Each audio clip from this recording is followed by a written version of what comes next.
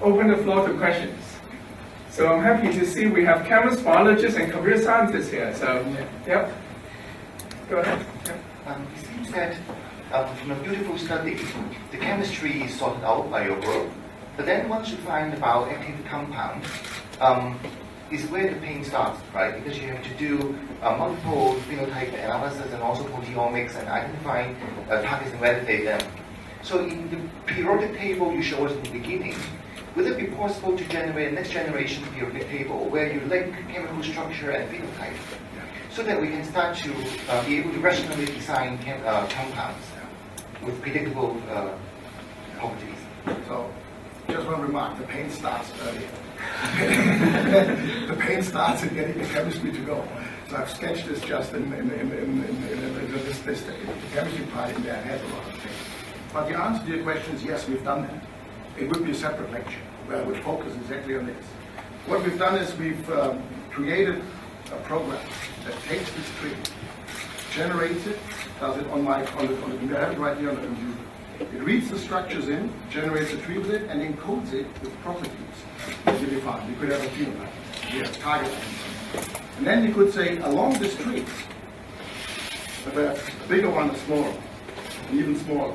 If I see in this slower degradation taking off one wing, I will possibly keep the activity. And from that, you can predict, and it's exactly the case.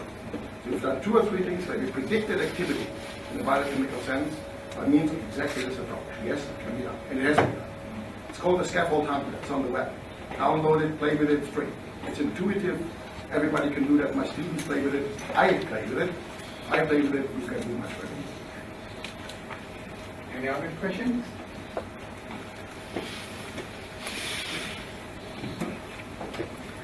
My question is actually about the earlier pain. So, when you show some of those studies, you show that the purity of the compound is about 60 to 80%.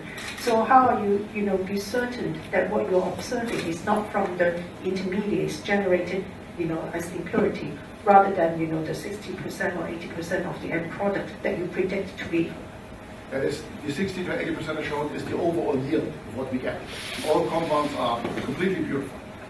So we would not use them for the analysis if they were clearly pure. So they go through chromatography steps and they're at least 95, 99% pure, so that we don't see any traces in them. It is a very important remark you make, because in various cases, we have gone through the screen cut activity, then we take out the same sample again, ask was it still pure? In some cases it was not. If you then purify, the activity was gone. So we make sure, before we go into in-depth analysis, that the original sample gets repurified, and the compound needs to be resynthesized, and only with the resynthesized compound will we do the full analysis. It's a very important thing. Many people have lost years in work because they worked on impurity. It's very important, and it's well understood. I have one question about your breaking down of the natural product universe into different branches or bits. And let's see, so I think the framework concept is very useful, definitely. But what about, do you also try to play with the specific type atoms? For example, maybe at some site you don't see the fluorine atom in the natural product grow. But if you put in the fluorine, you can see some dramatic effect on that. And also another example is cisplatin.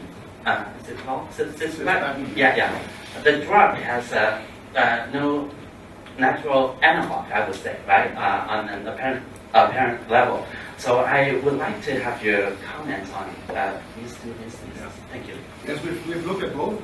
First of all, the latest version of this whole software that appeared, it was published this year in January in Nature Chemistry. You can read that.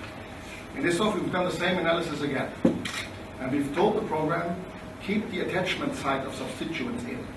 So don't just go for the scaffold, but mark on the scaffold where the substituent is.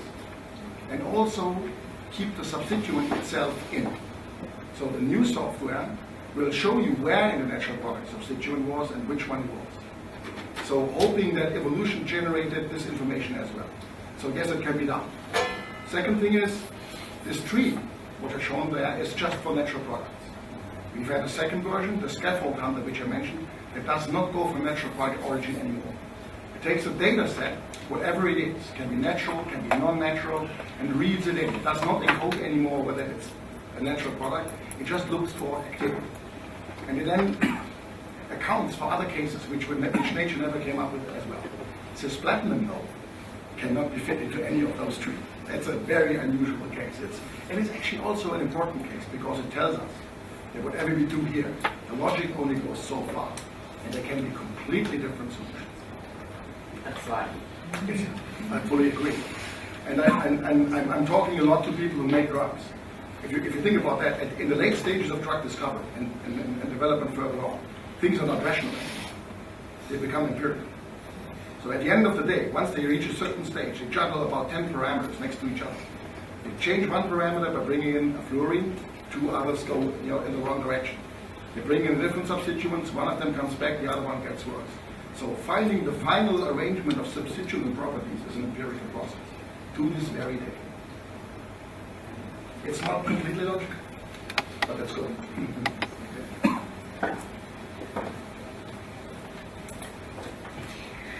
Thank you, Professor Warman, for a very enlightening lecture. So I would like to ask one question, very general one. So there's two strategies in chemical biology. One is forward chemical genetics. Another one is reverse chemical genetics. So I wonder, so what is your opinion about these two strategies in drug discovery? So how do you think that what is the bottleneck and the pros cons about these two strategies? Thank you. Yeah. So a very, very important issue, very timely, highly timely. In a forward, what I've shown to you is a so-called forward chemical genetics analysis. So forward means we begin from a phenotype, and then you go ahead and find a target. In a reverse setting, one begins at a protein as a target and goes back to see where it gets the phenotype. So until the 1950s, 1960s, about the 1960s, the whole pharmaceutical industry used the forward process. So aspirin was not found because we knew its target. It just simply lowered fever. And then in the 60s, and the 70s, and the 80s, one should say, molecular biology, genetics, and all these techniques came up, and the paradigm reversed. Proteins became accessible, and people started with the protein, making molecules, and then the molecules were converted into drugs. It turns out that the second approach did not live up to the expectations. So it did not increase the number of drugs that became available. So people thought, we have the genomes, we have the proteins. When the genome projects were announced, Bill Clinton said in 10 years cancer will be cured. If that were true, then there would be no cancer anymore on the planet. So now the whole situation turns back again. They go back to the biology as such, to cells, tissues, to animals, and take the compounds, analyze them on the cells directly. So the forward approach is coming back into play. But now we have the full methodology of molecular biology, cell biology, of genetics, of proteomics, of chemistry, of cheminformatics, of bioinformatics. And that to me is the future. This is where it's going to go. There will be much more phenotypic screening, there will be much more cell morphology being looked at, and analysis of this kind will become much more commonplace. It's early. This proposal I had at the very end, there's nothing out there. There's no workflow until now how to do that. And the bottleneck, I think, is the finding of the target. It's the real bottleneck. It takes years. It takes years. I have a good story. It's about yoga. When Nonyan came up, there was this one case where finally it happened, you know. They've always been asking, give me one molecule, dear God, up there. One molecule that is super potent on a cell line. And then we do one pull down and one gel. And there's going to be one spot. In weeks or months we will have solved the problem. That was 3 years ago. Till this very day, we don't know what it is. It's super potent and we have no idea what the target is. Not easy, but rewarding, hopefully. I would like to respond to what you have said, and then to point out, besides these two approaches, which are mostly Western approach or drug discovery, but I would say that another approach is, integrated approach, through such as the Chinese medicine philosophy. As you point out, these natural products are small molecules. A lot of times when they bind to the domain of the protein, it is only at one particular site, but do not exert the total effect. You have pointed out that several, require several compounds, small molecules to act together. In fact, in my study, I also find the same thing. I also adopted all your strategy, like the computational approach, docking, and then screening and cell study. We also find a similar thing. Unfortunately, we do not have the same, such as and resource such as you have. So many people involved can have work at a very small scale and little money. But I think that a lot of time, it is 2 or 3 molecules, small molecules, bind together or work together to modify the domain and then facilitate the other, and which is exactly what the Chinese medicine, the philosophy of Chinese medicine is that we always believe that there is one compound play as a role as emperor, the other play as a role as an ambassador, and then the other as facilitator, and then is a helper, something like that. And I have tried to find this using one particular herb, and then isolate the 99% purified compound with that particular compound. You see some effect, but not significant enough. But when I use another one, actually it is a traditional functional food, tetroid jelly.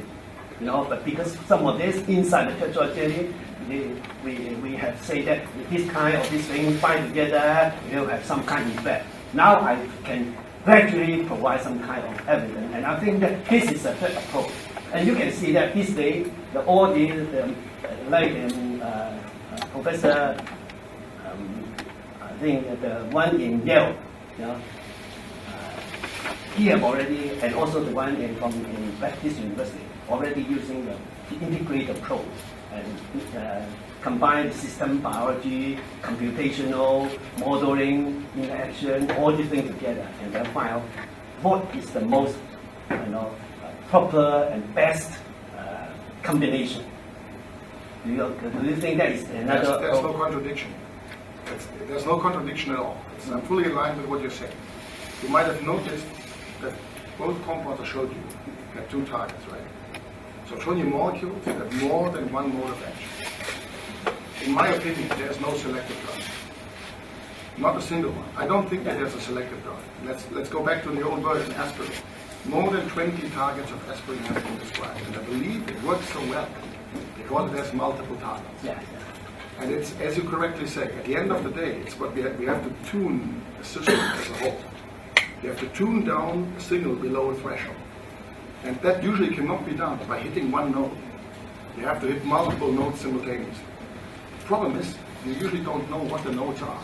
And very likely, the natural solutions we have there, they hit them. They hit them with different compounds. The key then would be to figure out whether there are molecules that also hit them, or the right combination. So I'm perfectly in line with you.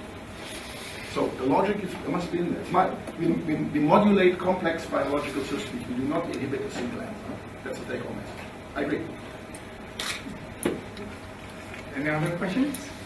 That's a souvenir. All right, from this moment. Thank you for your excellent talk, and Thank you very much. Thank you.